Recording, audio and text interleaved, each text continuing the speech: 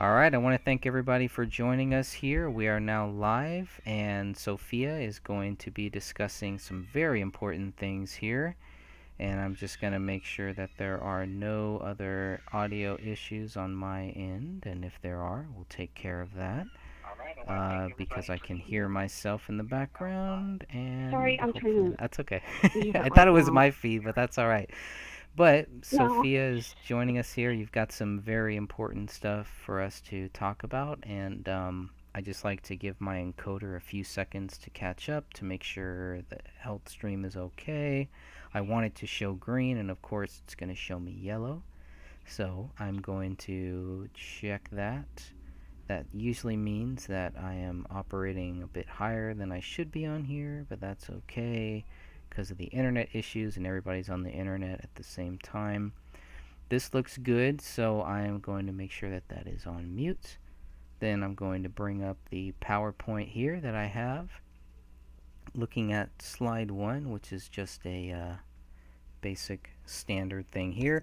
DNA and item 57 with Sophia. So you have brought up some very interesting things, and I'm going to pull up my show notes that we have here. I don't know if they're going to be in any order or not, but I'll make sure that these notes and these links are that people can access these, and of course we're going to post this into the group. But we are live right now, so if anybody is in the chat room, if you have any questions, any comments, or concerns, this is the perfect time to go ahead and ask those. We're going to ask that we kind of stay on topic here, but after this presentation is over, if you have any questions or anything that you'd like to talk about, we'll try to hold on the line and we will try to address those. So with that being said, this is Gray Stage episode, I believe, number 181, if I'm correct. I could be wrong. And Sophia, you have the floor. Let us know your thoughts here. Start us off. Well, let's see here. We're going to go to item 57, which was the bullet that went through the living room ceiling by the light. It ended up into the attic. And when the police found this item, was it February 14th, Greg? They found it on February 18th, I believe. February 18th or February 19th. So pretty much 1 month Okay, later. thank you. A month later, correct. Uh, they said that this is the results of the laboratory examination. Blood was not detected on item 57. However, a sample was collected from item 57 as item 57 1. There was a nuclear test done on this, and they said it was a male DNA profile which matched David Timothy Crowley. And so the articles that I found, because of how the hole was observed and the fact that there wasn't blood detected, when they were writing that, they were discussing. Here, I need to get back to that slide real fast. They're detecting or they're discussing DNA. This whole item right here, screenshot for results of laboratory examination, Greg? Yep, I got that one pulled up right now. Okay, that is discussing DNA. So they did find DNA on that one area. Now, if we could go to article, uh,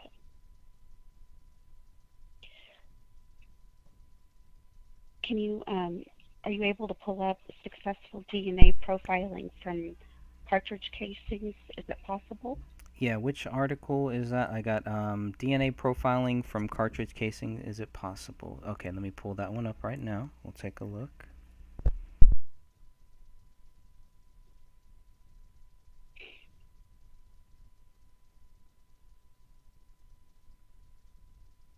All right, and this is written by Susanna Ryan. I got that up on the screen right now. Looks like December And 10th, 2015.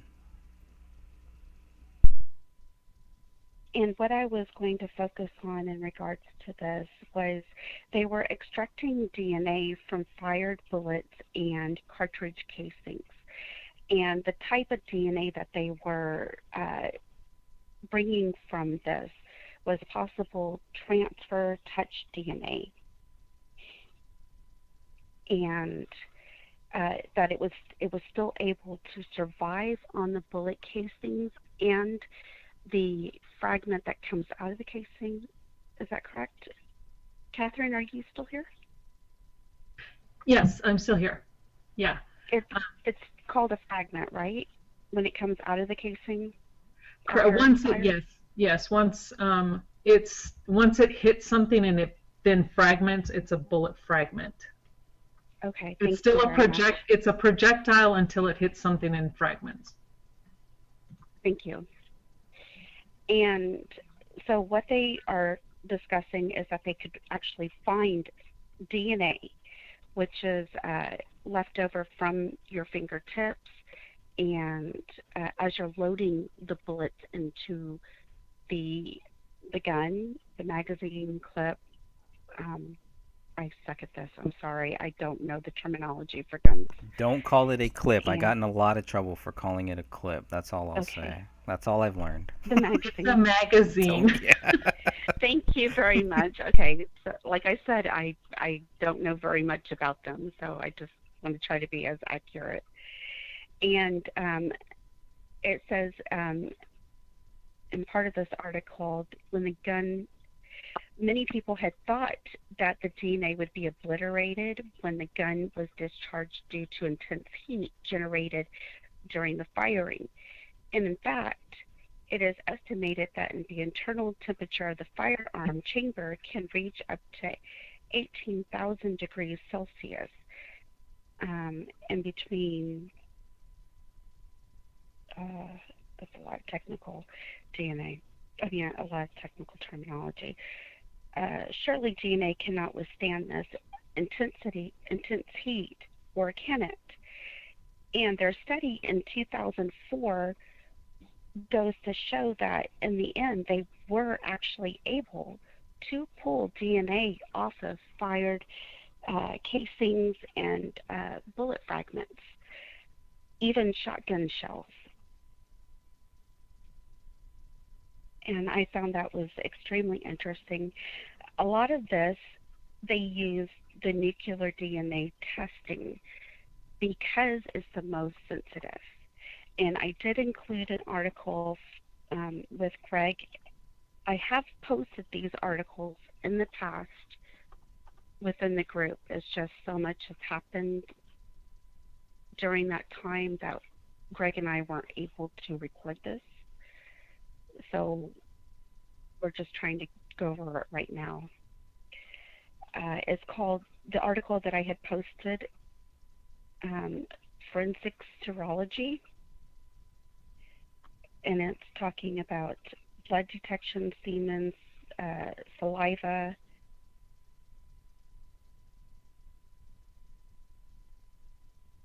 and then there was another one. Can I jump in here real quick while you're looking for that? I think you might be looking for the microRNA. But it's really important for maybe some people, maybe this might help explain a little bit for the DNA. In order to get matches for DNA, they need nucleated cells. So things like red blood cells. You need a cell with a nucleus because that's what's going to contain the DNA information. So that's how they're going to find and how they're able to match contributors versus non-contributors. So if you have a blood sample and it does not have someone's quote-unquote DNA in it, they didn't come in contact with that bullet or that evidence. And then from there they go, okay, there's no, like on this particular item 57, they swabbed it. There was no blood to be found at all on this fragment. They couldn't find anybody's blood, none. no blood, no tissue, no nothing. But they were able to find DNA, so then therefore nucleated DNA. So there were cells, some type of cell that contained David's genetic material, and then that's how they were able to put his DNA on this fragment. But that fragment, just by the how they describe it, the fact that there was no blood, this bullet never went through his body anywhere. And hopefully I explained it and didn't confuse. Yes, you did. Thank you very much. I was trying to find my actual notes in regards to this, but it's very frustrating. The articles that I'm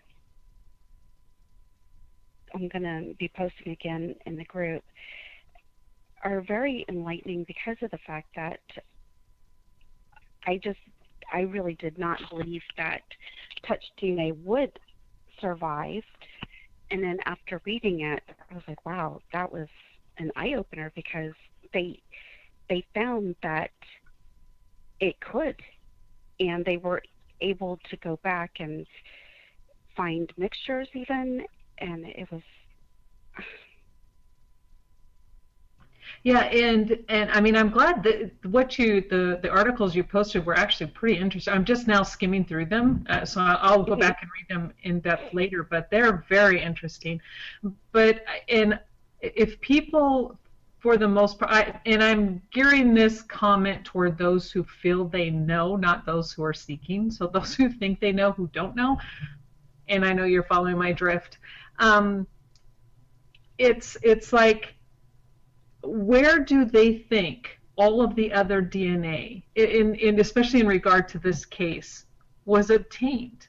I mean, if DNA didn't survive from being shot through something, and I guess they're talking about in the chamber, but there's even, there are lots of cases, or lots of examples in this case where, correct me if I'm wrong, I could be speaking out of turn, but they found DNA, and it wasn't necessarily only blood.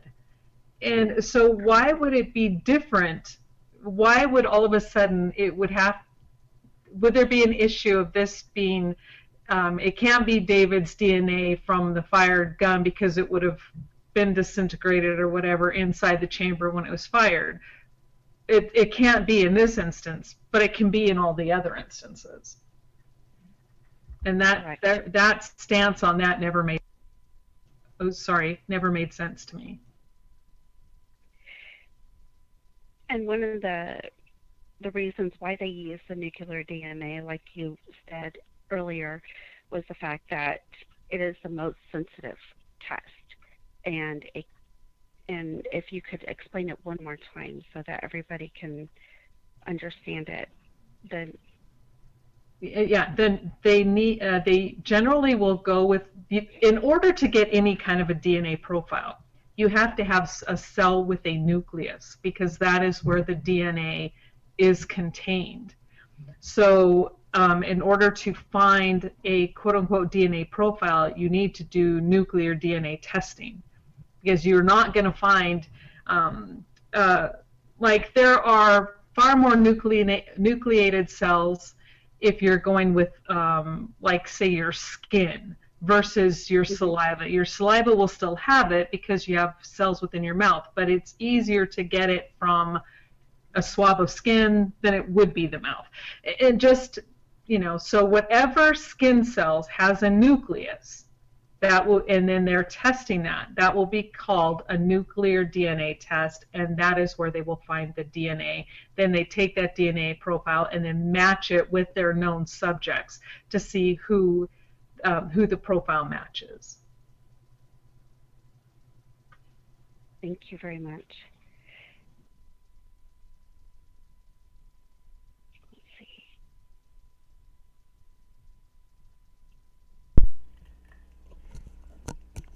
I think that's one of the strangest thing is item 57, and I think by now everybody knows that. I think anybody who has only seen The documentary probably has no idea what we're talking about. They have no idea about item 57, no idea about item 53, no idea about the evidence that clearly shows that there is no evidence that David Crowley was guilty. There's barely any evidence that shows that he was even at that scene, aside from the fact that it's his house.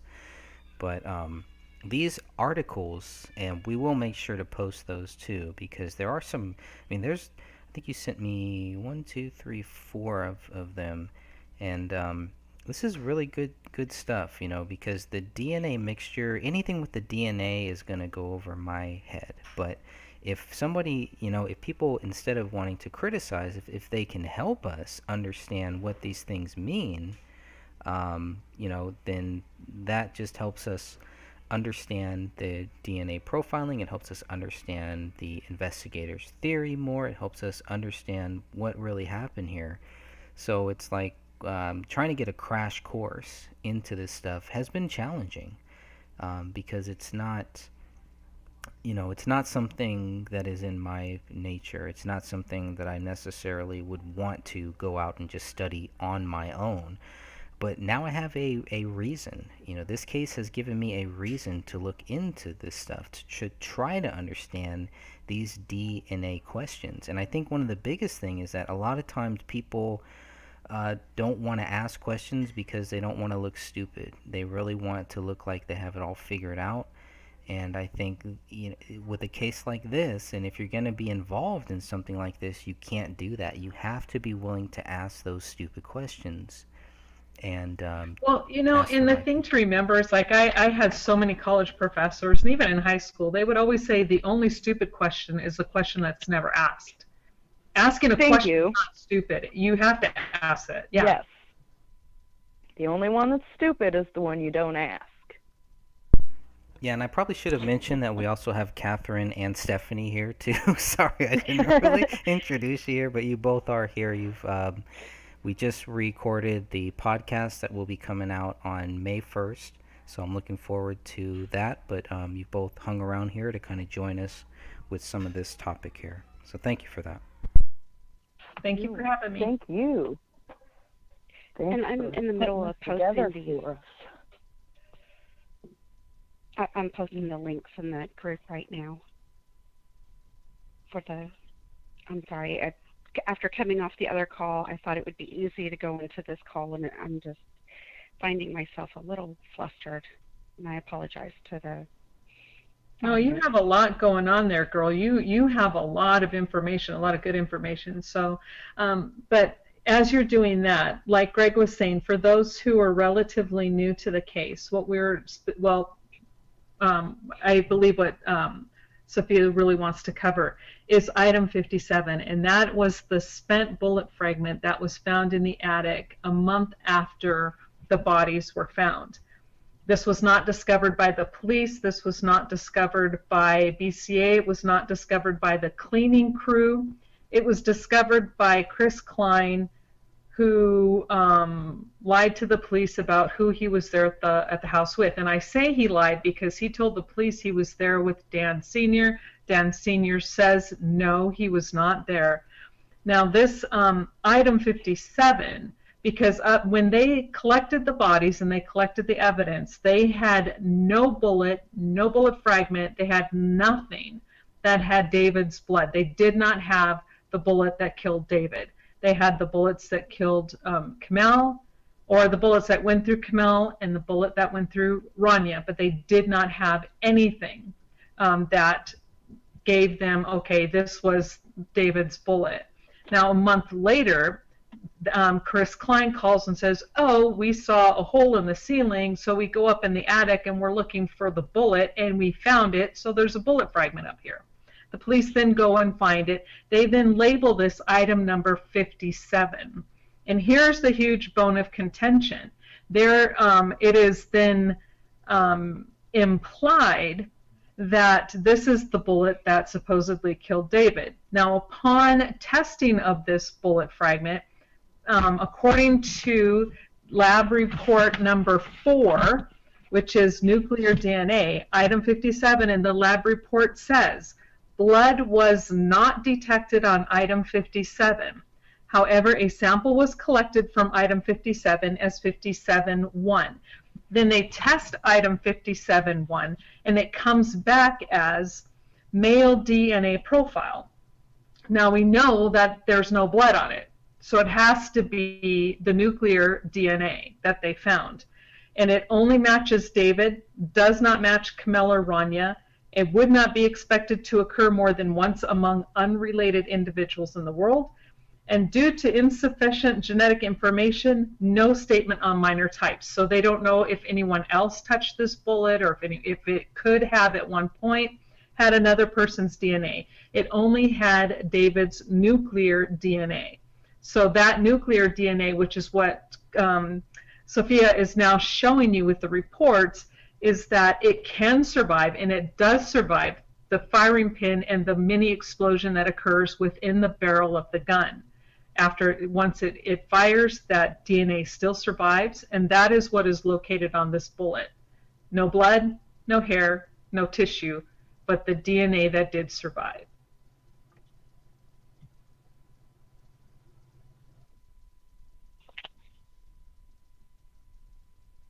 Okay, and I'm just pulling up some of the other articles that you have mentioned. Who loaded the gun? Recovering DNA from bullet casings. So that was one that you had mentioned that I thought was really good. And again, it's like I feel like I'm back in school trying to learn trying to process all of this stuff. And I think that's the biggest thing. It's maybe one of the reasons why so many people, when we talk about DNA, why it goes over their head and they don't take it seriously, is we don't know anything about DNA. It's for people that know it, and and I've talked to some people that know about this stuff, and they're almost like, I wouldn't say that well, you know what, the people that I have talked to, they do kind of look down on people that don't know about this stuff. And it's like, well, help me learn about this stuff. I want to understand DNA. I'm not trying to understand DNA that will prove, or that will go into what I think happened here. I just want to understand the DNA process and how it relates to this case. And it's been a challenge. Hmm. I know that when the BCA lab reports came out initially, I took, gosh, quite a while. I binge watched every video I could get on YouTube in regards to trying to understand some of the terminology. And I'm the first to admit I am not an expert in this. I've always said that I was not an expert in regards to this. But I took the time to try to learn what we were reading and to understand what we were reading. And only because when you are trying to talk to somebody who knows about DNA, who studied it and is an expert, it's like they're speaking a completely different language. It is so over your head. Yeah, I've had the same thing. That's exactly it. But if they're friends, if they're good people, if they're people, teachers, usually those are the ones that are more tolerant of me asking the same question over and over again. And that's why I kind of wanted Catherine on this call, because she understands it a little bit more and she can break it down. Right. Well, and just to give everybody else, a little bit more of my background, is like, I was a nursing student for a long time. I had to go back and retake courses, but I've taken anatomy and physiology 3 times, full course. I had like a year and a half anatomy and physiology. But due to health issues, I couldn't complete it. But I was an EMT for almost 10 years, and in my college courses, I had to take classes like microbiology, and of course A&P, and then also I took medical terminology. And then one of my jobs while I was in college was working for Roche Biomedical. So I have quite a varied work experience in this field. And I understand how it can be so daunting, because I know when I first sat down in class, you just sit there wide-eyed going, there's no way I'm going to know this by the end of the semester. But, it's not always easy.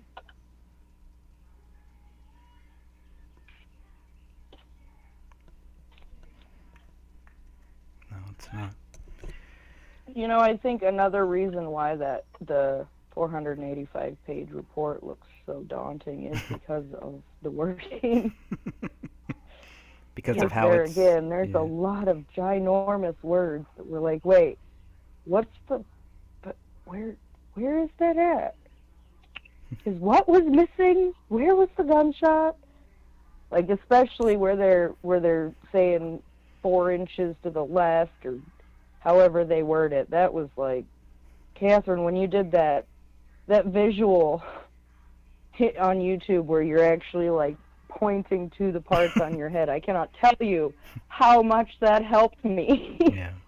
Oh, you're welcome. I figured that would be a little bit easier because, yeah, well, even, and I have to admit, when I was first reading those autopsy, even to this day when I read some of those autopsy reports and the way they describe it, it's not even correct. They didn't even write it out correctly, and you're just like, what? What are you? Right.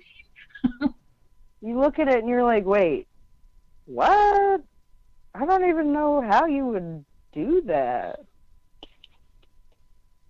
And that's And another these reason why. are reports they're writing, like, for every single crime they go to. They're supposed to be able to relay this information to be put in a case report so that anybody reading them can feel like they're there, be up to speed with all the information they need. Exactly, and medical terminology is the same across the board. There's no cultural difference, there's no language barrier. It is what it is. And the fact that all three autopsies were written completely different, one not even using real medical terminology, is just stuff you swear they made up, is like, wow. It was, yeah, that's about all I can say. And I am grateful for your video where you are describing the position that David's sitting in versus item 57 and how it went through the ceiling, because that really helps illustrate the fact that David did not shoot himself with that bullet. There's just, unless somebody moved his body.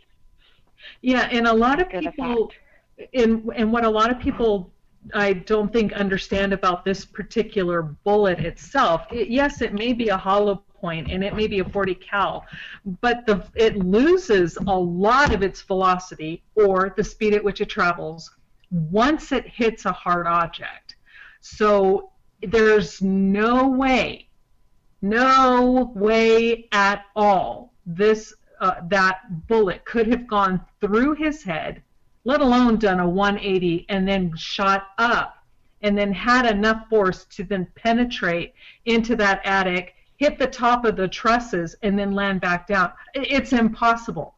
Once it goes through, it virtually will then drop. It kind of goes through, depending on what it's going through. But when it hits something hard, it then expands. It loses the vast majority of its velocity, which means it slows down tremendously. And so there's no way that they will ever convince me that's the bullet that killed David. No way. Yeah, between the lack of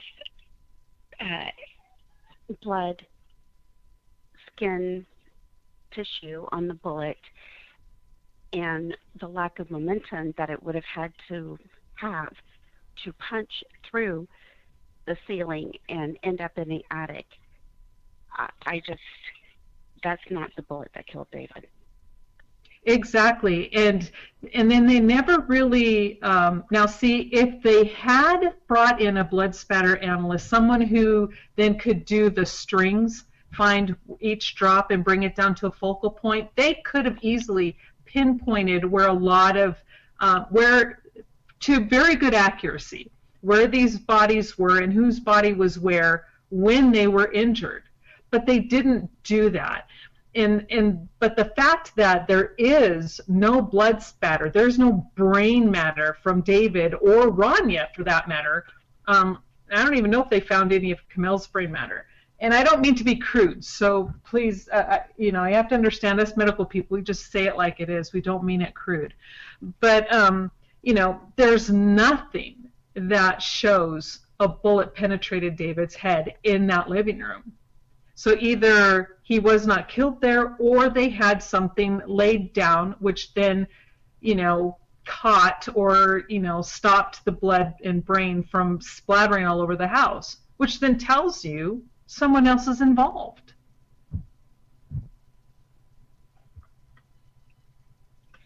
And that's what's so infuriating about this case is we see this, and yet it was ruled murder-suicide, and David is being painted as this monster, and we have this information in regards to the bullet. We have the information in regards to the skull piece being picked up, put down, picked up, picked down several times, and them contaminating the evidence, manipulating it, and this case is just not going to be reopened. And it's so frustrating and infuriating that we could clearly see this happening. Exactly.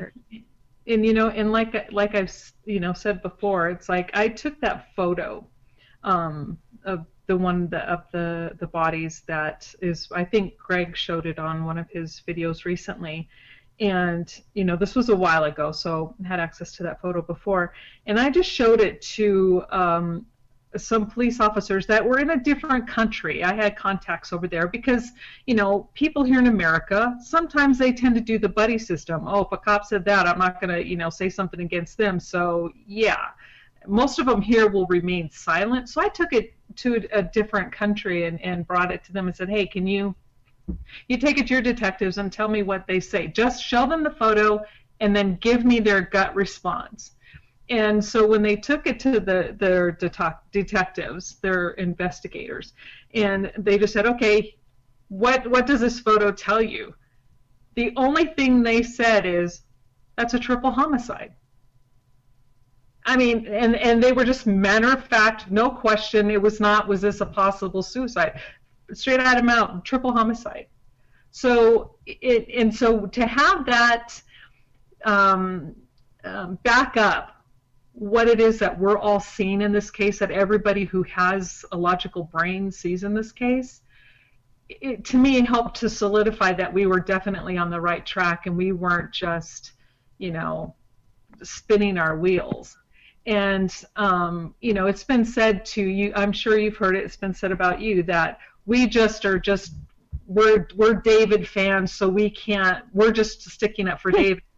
And you know, that nothing, it's like, really, you don't even know me. I mean, if David had done this, I don't ever protect someone who hurts women and children. And if he had done this, I would be like all over, like, there's no way I would try to protect him. I would say he's guilty and here's why. But to blame him and call him guilty and vilify him for something he was not only is he innocent of, but he was brutalized horribly. It's like, no, I take a huge offense to that. Thank you. You know, a lot of that's an assumption, is if you believe he didn't do it, you must believe his whole New World Order thing. I have a lot of words for it. But you know, I read the script, and it doesn't seem like something this family could have been murdered over.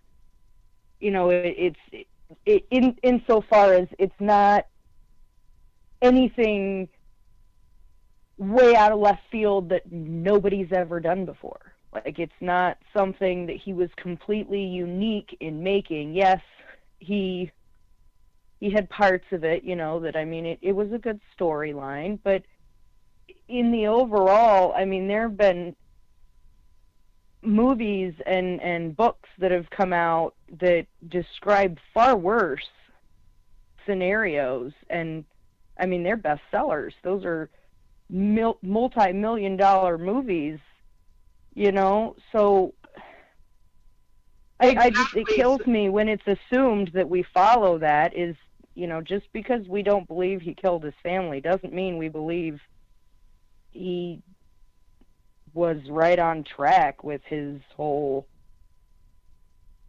line of thinking, you know, I guess and you could say. after reading that script, to be honest with you, and like I said before, it's like that version, and maybe there's probably a different version, but the version that was released, and I was not impressed. I mean, there were some parts where it's like, oh wait, this is really going to be really good, but then as it went along, I'm like, okay, wait, this ended up really sucking big time. So to convince me that he was killed for that script, no, I don't buy it. Not in the sense because he had he was revealing some big secret.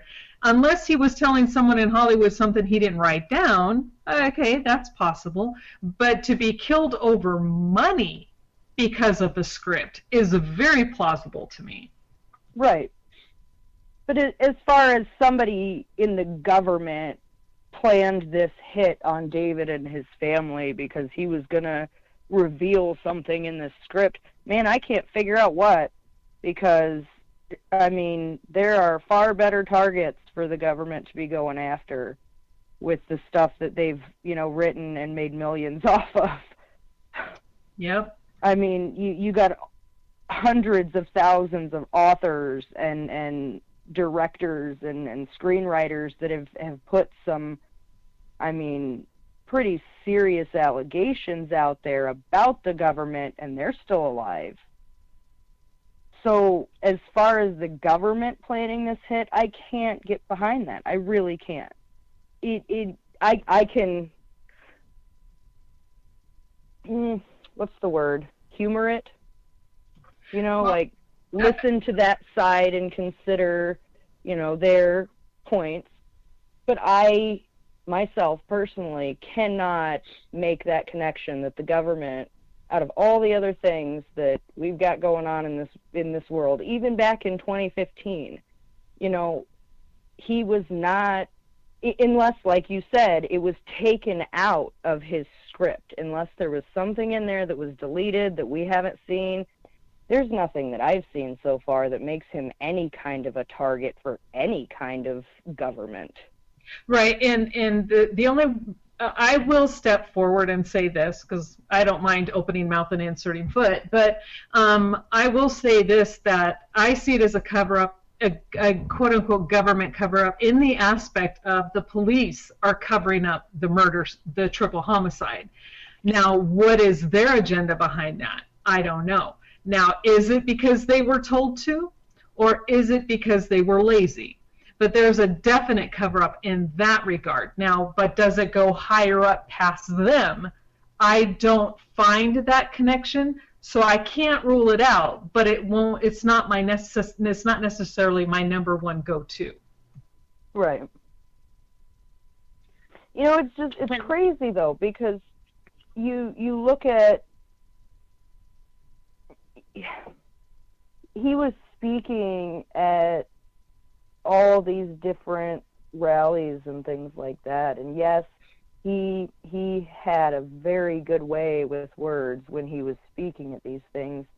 So in all honesty, there's a very wide, you know, if it wasn't somebody in his family or Kamel's family or somebody that was friends with them, there is a whole world full of people that could have watched the live streams when he was filming Gray State, or, you know, followed him and just like stalked him and wanted to kill him. We have no idea if that's the case, and if that is, who says we're ever going to be able to find that? If it was just some random person who was stalking him, I mean, Jesus. But we don't know, and that's the thing. For those that haven't watched his live streams, they can be found on both Hothead Productions and the Gray State YouTube channels. those are very, very enlightening because you see David online. He is interacting with people, he's interacting with Camille and Ronnie, and his behavior and attitude is not what is portrayed in the documentary. Right. And so I welcome all the new people to please go watch those live streams, and you'll see that how David was described by his own friends and family is just, it's despicable, because that's not, they threw him under the bus, and it's sad. Yeah, like the saying Because- goes, with friends like that, who needs enemies? Yeah. Yeah, and it's really disgusting, honestly.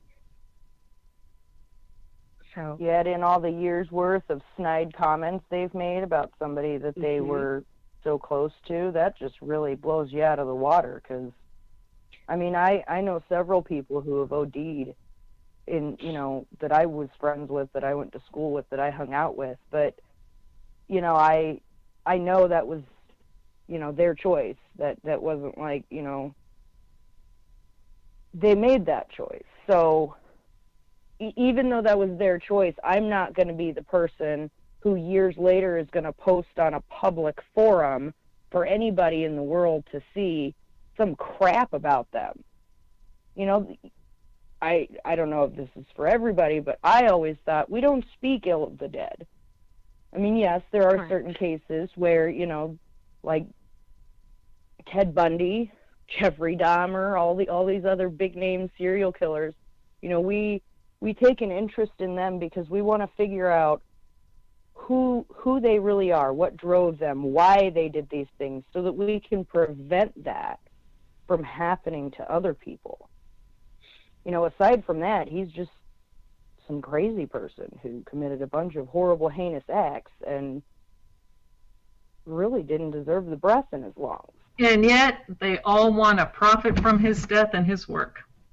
Right. well, they still are. I mean, did you just see the photo of Sean Wright over at the protests in Minnesota? No, I didn't. He was at some unicorn thing, and he's got a Gray State shirt on.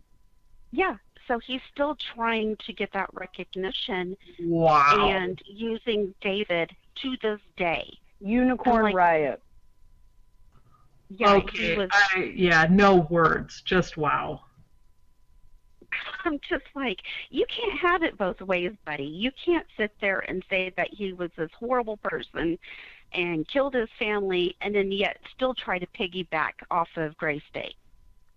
Right. Well, yeah. Wow. Why would No you words. wear? Absolutely no words. I don't understand why you would wear a shirt created by a murderer, by someone. Yeah, if they that you believe think- he did that, why are they promoting Gray State anyways? If they Yeah. honestly believe he did that, they're just reminding everybody that he supposedly went crazy and killed his family. That doesn't make No. sense. Doesn't make sense. If you believe that, why would you promote that? Right. If you don't believe he did it, I could see why you'd want to promote that. Or if you believed in Gray State, I could see why you'd want to promote that. But Sean doesn't make. That would make as much sense as Danny Mason or Mason, whatever his last name is, Hest. One of them, Hendricks, yeah, one of them popping up wearing Gray State shirts. It wouldn't make any sense whatsoever. Well, Greg, I see that you're no longer live, so are we done with this topic? The item 57? We should still be live. Why are we not? Yeah, Yeah, I think we are. mine shows that it went off. So am I in the wrong one? How dare you? No, it should still be. I'm looking at it now. It looks like it's still live. That's really I've all got that it I on had. my end. It's still And mine laughing. didn't shut off. That was weird. Okay, that was bizarre. Okay, And well, before I go, is there anything else you wanted me to say about this, Sophia, or are we good and you're going to take it from here? I think we're good. That was everything that I wanted to cover. I put the two articles in regards to DNA and finding it on the bullets after fired in the group for the members to read. Awesome. And I think that's about it. Okay, well, thank you for having me back on, guys, and I look forward to listening to the rest of what you guys talk about, and hope you all have a great day. Thank you, Catherine, very much. I appreciate your help today. You're welcome. Bye. Yeah, thank Thank you. you. Bye. Greg, really, that's all that I had. And Okay. so if you want to wrap it up, Sure. that's cool with me. Any final words? Anything you want to end with here? Thank you both for still being Uh, here. The articles are in the group. The BCA lab results are also in the group files. Mhm. So for any listeners who want to go and get that information, it's right there in the group files. And photos, they should be on your website, correct, Dawn? Greg, I'm sorry. Yes, yeah. So if anybody goes to the graystage.wordpress.com, you'll be able to find all of the documents that we have on file. You'll be able to find all of the photos that we have. And of course, that is a good starting point, as we just talked Yeah. about in our podcast. That's where you start, And there's things that are in the reports that are not in the photos, and there's things that you'll find in the photos that are not in the reports. So take that for what you will. But I think it's very important to go through the documents yourself. One of the reasons why my book, is structured in that way is that, I didn't want to try to tell everybody that this is what happened. Okay, look, I've read everything. I've seen all the videos. I've seen all of the documents. I've seen all of the photos. I've spoken with people, so I know what is going on. That's not true. My only goal was to try to document it, to try to make it easier for so many people. There are so many people that I've seen since the very start of this that are just looking for the real information. They don't have time. They don't have hours. They don't have days. They don't have all of this time to try to research everything and find everything about this case. And I tried to do it in 200 pages, but it's just the very start. There is so much more to it. But when you get people that are just telling you not to look any further, people like Sean Wright, who are out there at this protest out in Minnesota, still pushing the same stuff that he was pushing back in 2012. And yet, a guy like that you cannot trust. You cannot take a person like that seriously, because it is a person who is trying to tell you that he was there. He was David Crowley's Rolodex. He knew everything about the project. He still knows everything, and he knows that David Crowley is guilty and can't provide one piece of information that David Crowley is guilty. There's something wrong with a person like that. Whether they are an informant, whether they are a useful idiot, whatever they are not a truth seeker. They are not somebody to be trusted. They are not a sincere person. And there's many people out there just like him. And you're always going to find those people. All that I would say is, don't let people like that turn you off from looking at the facts.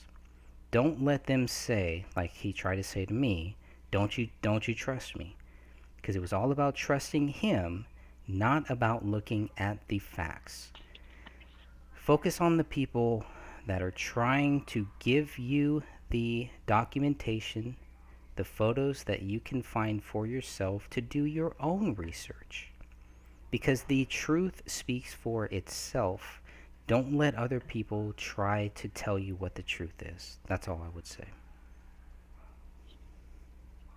Thank you. All right. And with that, I say, well, let's go ahead and wrap this one up. I want to thank you both for joining me here. And unless you have any final words, I'm going to go ahead and shut this stream down. I just want to thank everybody in the chat room for joining us, and those listening. Thank you very much. Stay healthy and safe out there. It looks like we do have one question. So Mel Carter has a question. I'm a little bit behind. I do have a question about the picture. Who was whited out in the picture, Kamel or their daughter, trying to get a visual? Yes, so in the picture that you just saw, and I will pull that one up, and I need to be 100% transparent about this. I was not in favor of putting this picture out when it first came out, but yet at that point I had already seen it. Had I not seen it, I probably would have been questioning the person who was saying, well, why don't you put that out? You want to be transparent, you want to talk about facts, you want people to look at this for themselves. Why aren't you putting that out? So this was something that was very difficult for me, and like I said, when I first saw it, I was not thrilled about it being put out there in public. I understand why the public needs to see this photo. So what you are seeing whited out, and I pulled it up here, is Rania, mostly, and the bottom part of Kamel. That's all I have. This is the only image that I've seen of these three bodies. And to be honest, it didn't help me that much, but I do believe that if we're going to say, you know what, I need as much data as possible, people need to see this photo. So my view on this photo has changed a lot since when I first got it. Right now I'm contemplating, the public should see it. And there was a time and place when the public could see it. And then Dan Hennon was asked to take that down by Kamel's sister, and he did.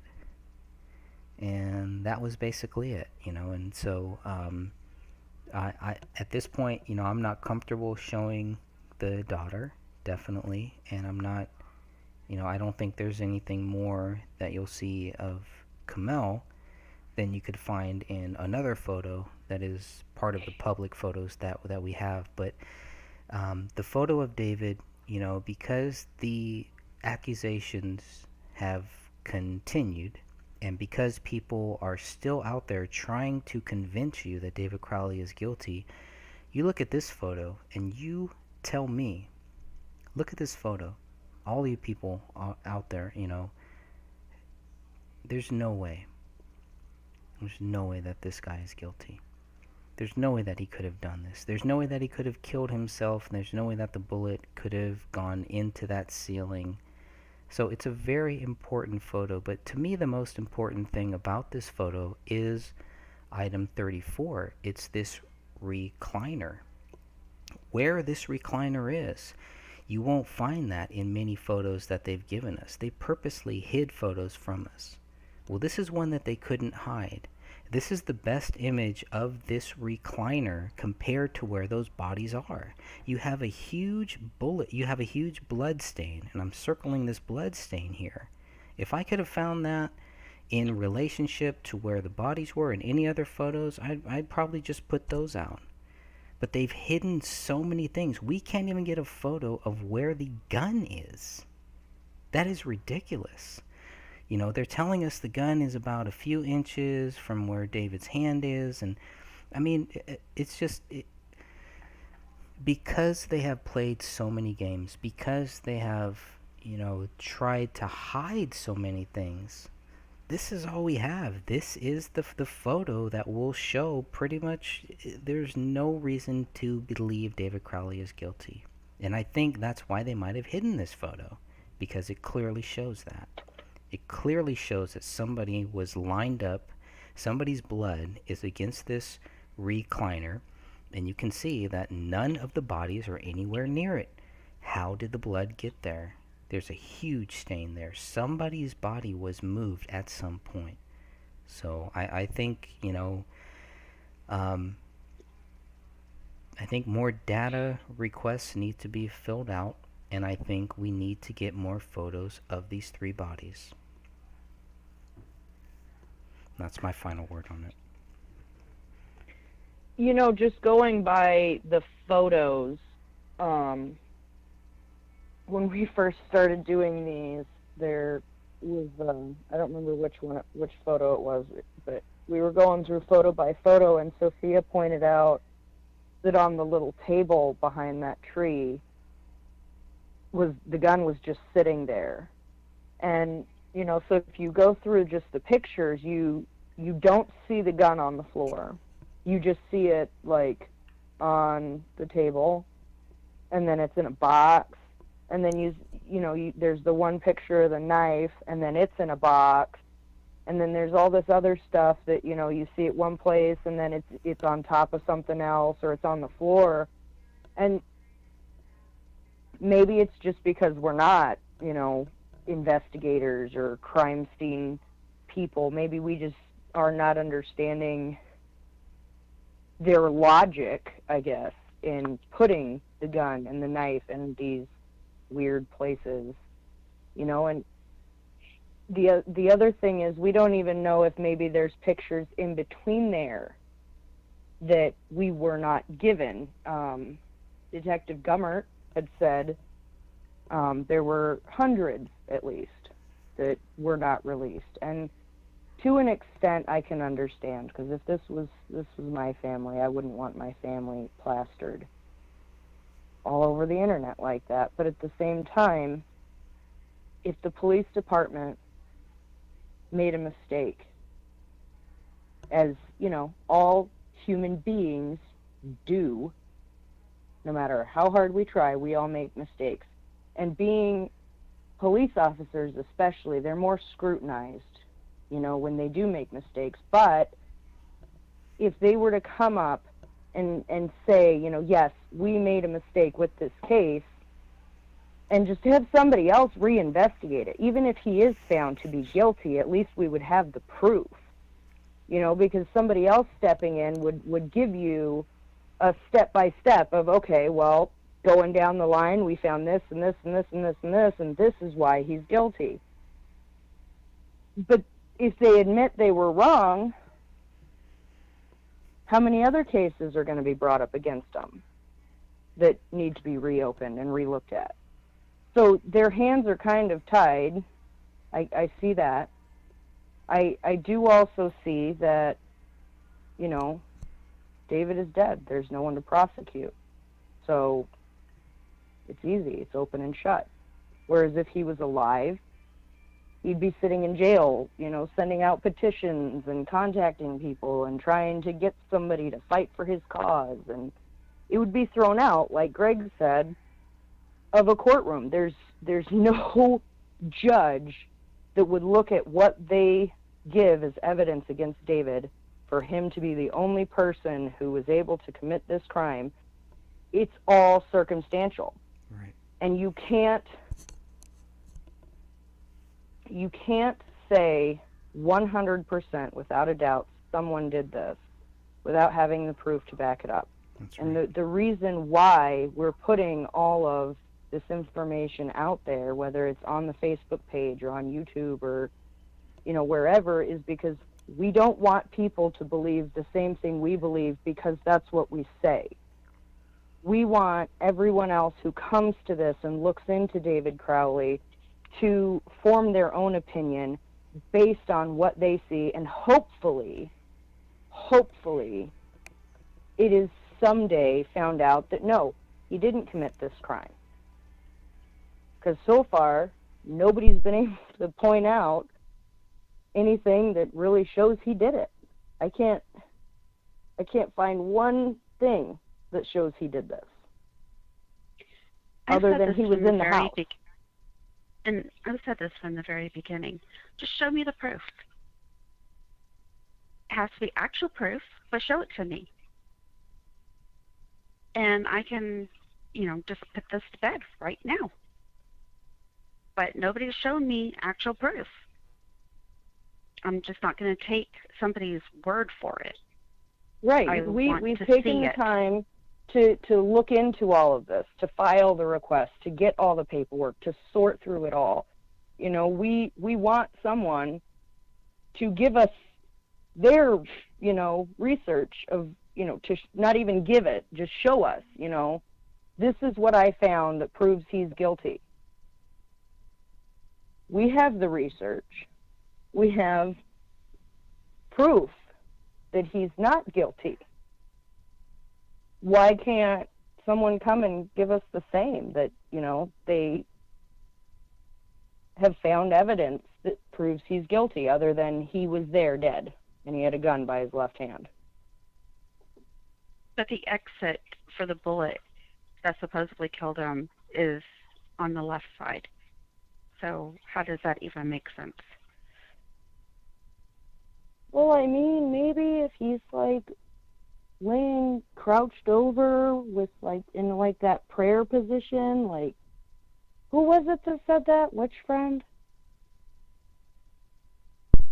I'm not exactly sure. One of the friends. I don't remember if it was Mason Hendricks or Danny Mason. I'm pretty sure one of them said that he was crouched down on his knees, praying, and that's how the bullet got up into the ceiling, because he shot himself from this position. I think that was the first time that I heard that, at least. That was something that Kamel's sister was told. Obviously, she didn't see that. She didn't know that. But remember, she was being fed information by Mason Hendricks, and I don't know who else, but definitely by him, and maybe other people, probably Sean Wright too. But so I feel like she was just going on what she was told, and that she thought that they were honest, that they were good human beings. I think she found out later on, once Eric Nelson's film came out, I think she realized that they were not telling her the truth, that the way that they portrayed her in that film, and the way that they wanted to make Kamel look, to make them look crazy. I think at that point, that's when Kamel's family really started to understand who the Gray State team was, what their goals were, and why they wanted to make Kamel look crazy. Because if they could make Kamel look crazy, they could take a lot of the pressure off of David, and they could still sell this product. They could still walk around with their Gray State t-shirts and feel good about themselves, which they shouldn't. It makes no sense to be walking around with a Gray State t-shirt in 2020. You have got to be a complete idiot, a complete moron to do something like that. It makes no sense at all, unless you are just basically almost like returning to the scene of the crime. You're just basically throwing it in people's faces. Or, in Sean Wright's case, you're just an idiot. And he's Sean motherfucking Wright. So I mean, it just there's no logic, there's nothing good about that. There's nobody that should be feeling good walking around in a Gray State t-shirt if they are accusing David Crowley of being guilty. You're walking around with a t-shirt that is made by someone that you believe is a child killer. Why would you do that? Why would you do that? I mean, these cannot be rational people.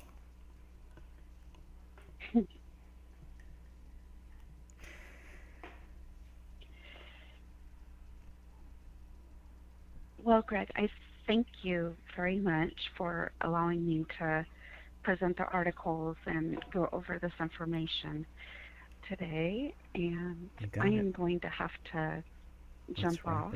All right, let's wrap it up here.